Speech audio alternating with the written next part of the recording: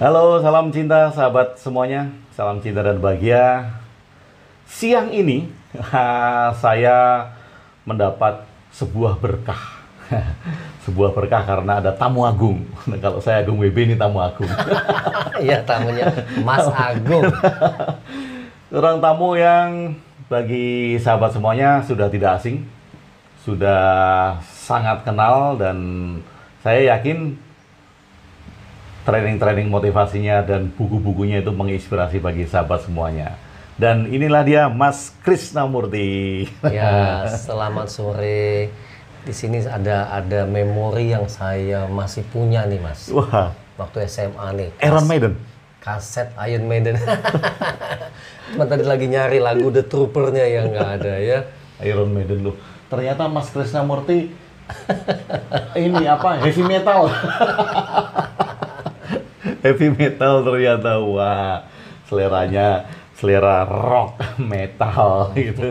Nah, ini spesial juga karena ada buku terbaru ya, oke, buku terbaru walaupun ditulisnya sebelum buku yang Kelangenan, tapi diterbitkannya setelah Kelangenan, jadi masuk ke pasca pandemi. Pasca pandemi. Nah, ini judulnya juga menarik, You Can Win Again. Wah, Anda dapat menang kembali. Nah, sahabat, ini tentu buku yang luar biasa. Ini saya buka acak ya. Saya buka acak. Kemudian ada satu judul, Takut Gagal Itulah Yang Menghancurkan Kreativitas. Ya, Mas Kris.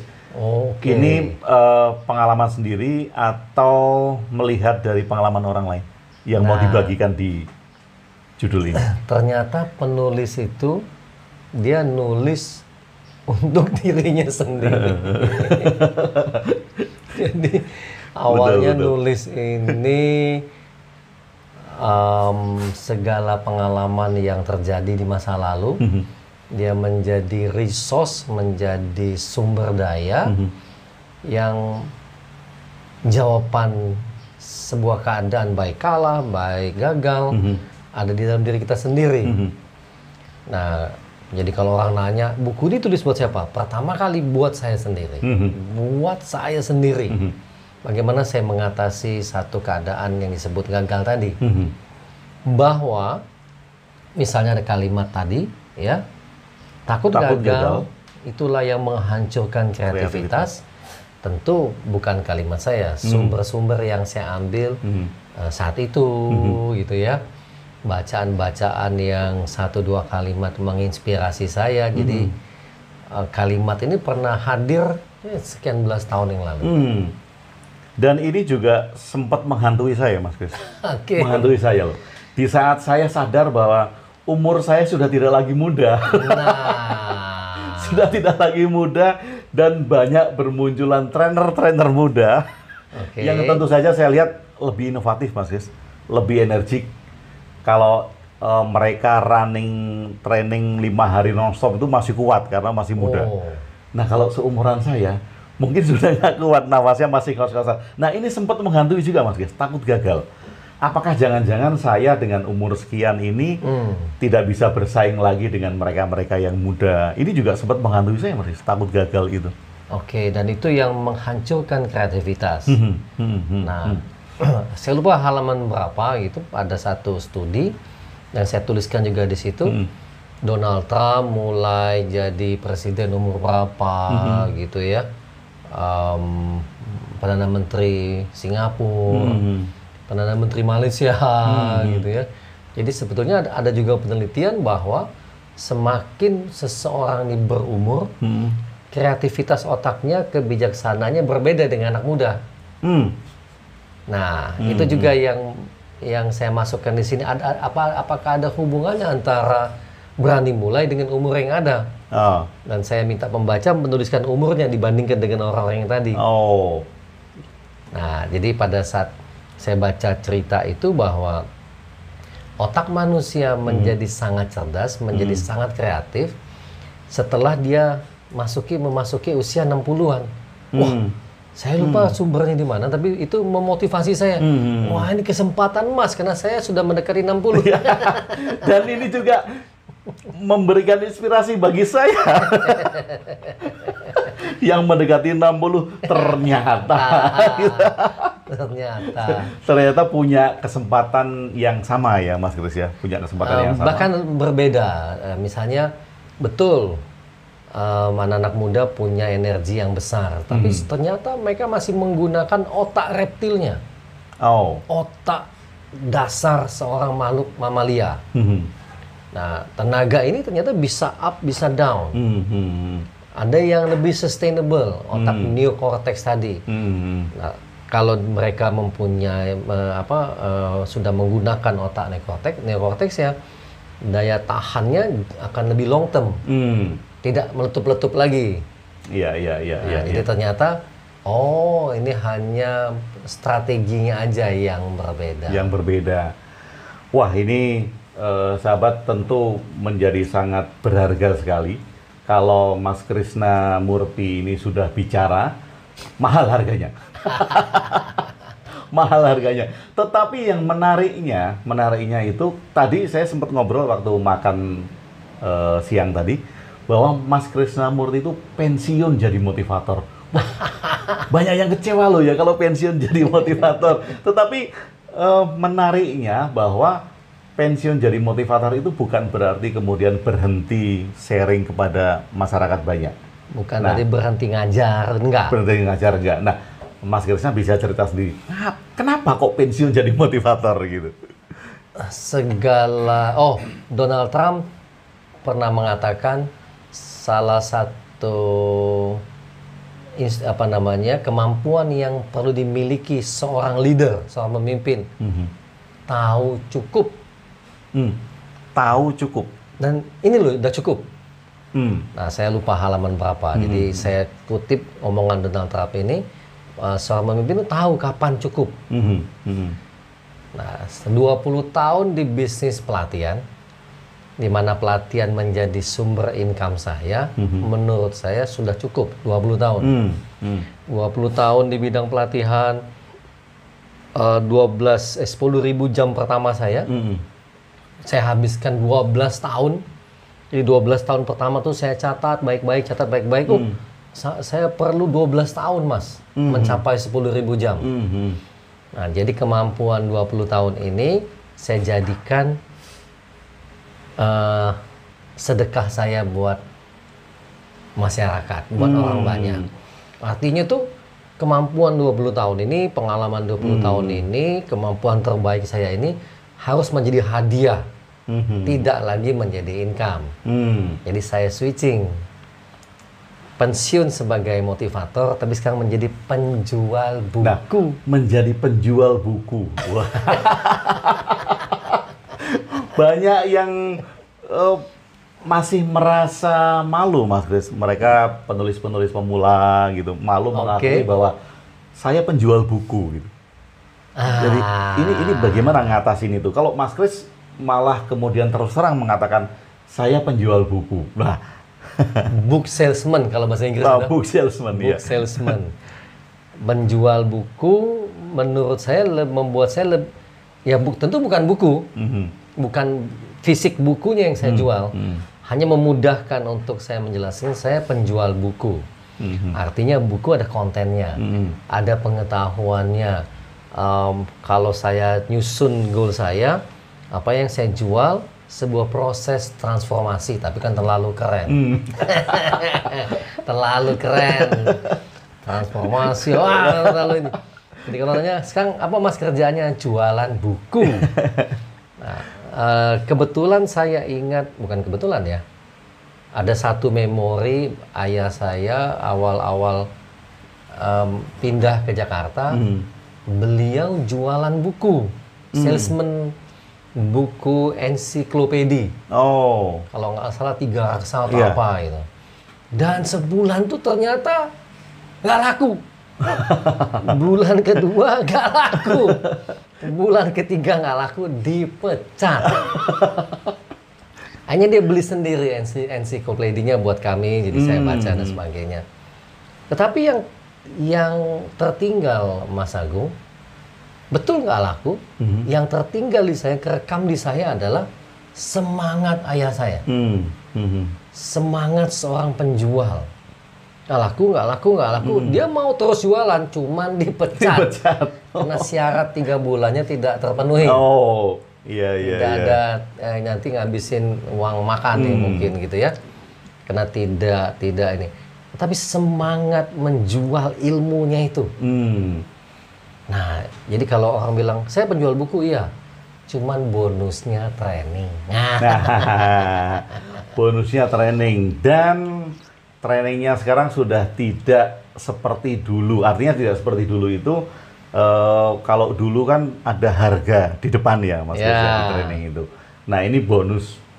Baca buku, bonusnya training. Jadi dibalik. Dibalik. Kalau lagi ada kelas umum, saya tulis 1 day free training. Cuman bayar hotelnya, bayar makan siangnya, coffee breaknya, tapi nggak bayar pengajarnya. Ada kotak bebas mau isi berapa. Nah, keren, itu keren ya, keren. Jadi kalau yang nonton ini sahabat saya yang trainer berani nggak bikin seperti ini, itu kan kasih kotak, mau kasih berapa saja untuk trainernya gitu. Ini keren, ini pengalaman keren karena seperti judulnya You Can Win Again ya, Anda dapat menang kembali, kita dapat menang kembali. Dan kalau saya juga flashback, Mas Kris, kemarin setelah pandemi kemarin kan memang merubah apapun juga ya.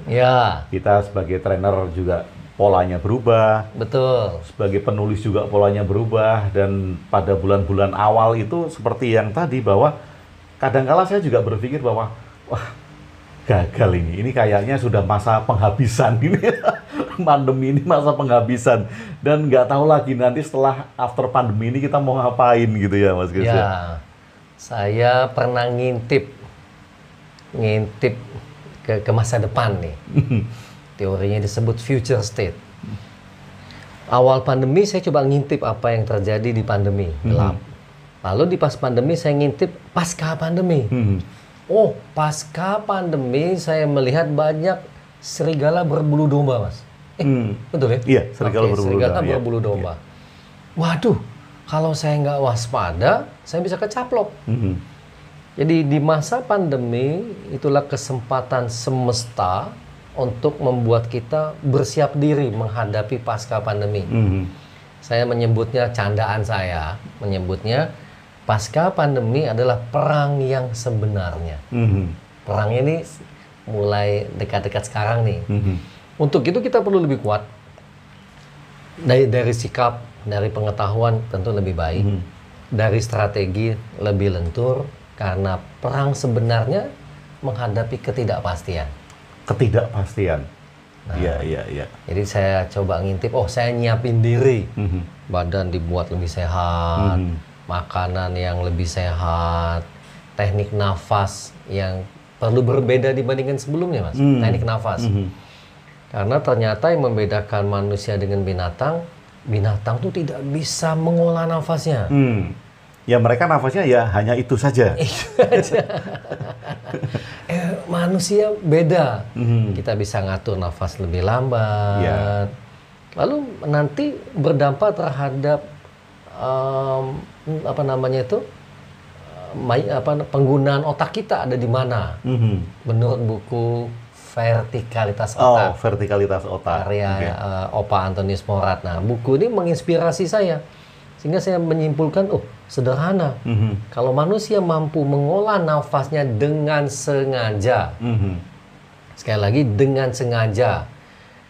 Ada orang mengolah nafas tidak sengaja. Dia ngerokok. Baru dia diolah nafasnya. Yang menjadi alat bantunya ini yang bahaya. Rokok itu. Padahal itu ada tindakan yang tidak disengaja, pengolahan nafas. Walaupun alat bantunya rokok. Jadi kalau saya menggunakan teknik nafas teman saya yang ngerokok tanpa alat bantu,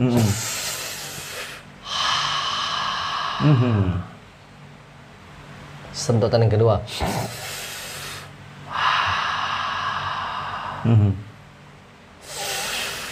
saya akan rileks. lebih hemat karena nggak perlu beli rokok. Nggak perlu alat bantunya. Iya. Saya cuma lihat berapa kali satu batang ya. Oh dia 10 kali. Saya latihan 10 kali. Apa yang terjadi? Otak saya lebih rileks.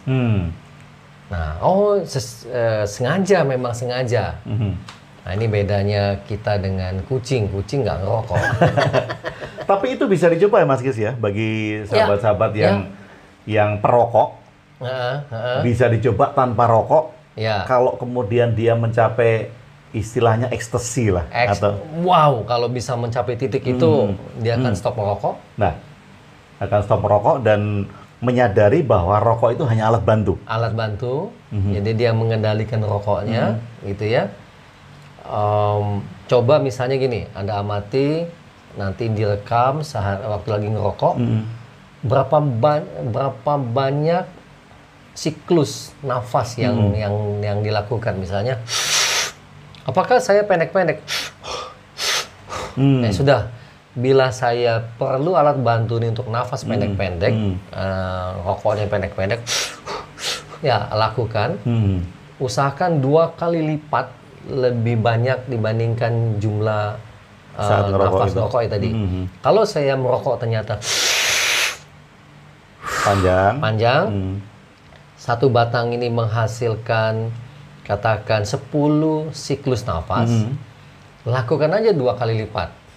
Sengaja dengan durasi yang sama. Nah, nanti amati efeknya. Dan nanti di video ini ada deskripsi alamat emailnya Mas Kris. Oh, boleh. Kalau yang mau pesen buku ini langsung juga nanti bisa menghubungi langsung. hubungin nomor penjualannya. Yang jelas beli buku dapat training. Bisa ikut training atau bisa ikut materi-materi yang diberikan, dan sangat luar biasa sekali. Kesalahan saya di buku ini cuma satu, Mas. Apa, Mas Gus? Di halaman belakang. Sini? Saya nulis ini bukan buku. Ini bukan buku. Nah, ini bukan buku. Apa, Mas Gus? Ini kalau ini bukan buku.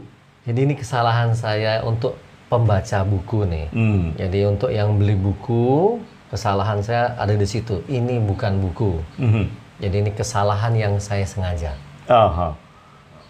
Kesalahan yang saya sengaja supaya orang penasaran. Ini game berpetualang menang besar. Ya, jadi ada ide bagaimana game itu dimainkan dalam pikiran membaca. Ya. Perlu dadu. Oh. Ada yang pakai koin. Oke. Tinggal tulis pakai spidol, koin 1, koin 0, angka 1, angka 0. Bermain. Jadi tinggal mengikuti apa yang ada di buku ini. Ini contoh ada game 3. Kuani Piro. Ya, ini judulnya Kuani Piro. Nanti baca sendiri deh.